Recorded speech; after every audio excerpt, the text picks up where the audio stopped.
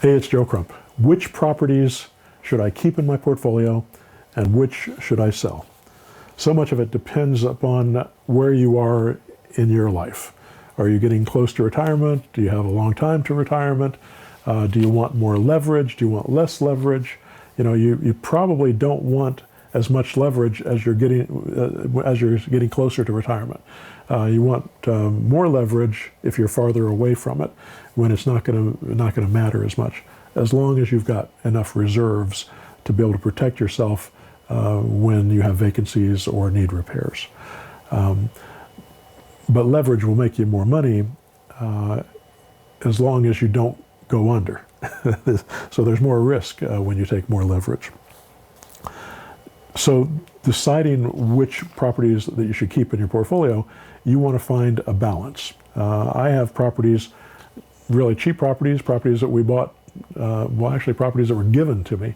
I would take them over and then we'd go put $20,000 or $30,000 into them, and then they'd be worth $60,000 or $70,000.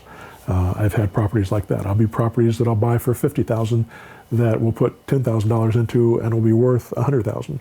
I have properties that I bought for $150,000 10 years ago that are now worth $250,000. I have properties that I bought for $250,000 that have also gone up in value and have bought down over the years. So you buy a diverse group of properties and you make sure that you know when you're going to need that money out of that property. You got to know your exit strategy and what the plan is for the future.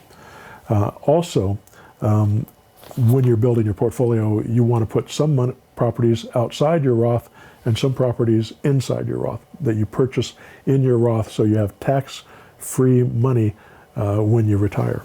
But on the outside of your Roth, you have money that's going to bring you income. If you want to retire early, you want to retire when you're 35 instead of 65. You can do that if you have properties that are outside your Roth. You can still have income that's coming in on those properties. You can have those properties paid off in 4 or 5 years in most cases, and have cash flow on properties within the first month of the property. Plus, you can flip properties and get your lease option fees, so that'll give you cash flow as well. So depending on what you're trying to create, whether it's cash flow now, income later, you have to make that decision before you decide how you're going to build your portfolio. And then you start building your portfolio and going after targeting those types of properties that are going to fit your needs. And what I think you're going to find over the years is that you're going to be buying all different types of properties using these zero-down structures subject to multi-mortgage and land contract. And by using and cash. And by using all of those different methods of purchasing, you're going to be able to build an attractive portfolio that ultimately pays for itself, pays itself down, and goes up in value over time. All right, I hope that helps.